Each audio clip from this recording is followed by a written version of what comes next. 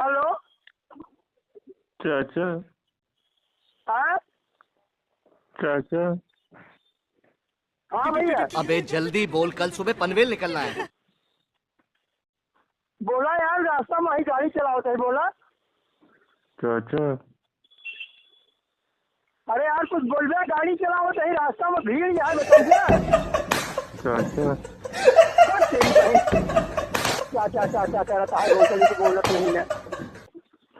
चाचा अरे बोल रहे भोसड़ी वाले कौन है रे? ए चाचा कहा यार बताओ क्या, तेरी बहनी के चाचा चाचा कर कहा, तेरी बहन चाचा तेरी बहन चोट भोसड़ी के बाली ने मादर चोट चाचा तोहर माई। रुको जरा, सबर करो। ए चाचा तोर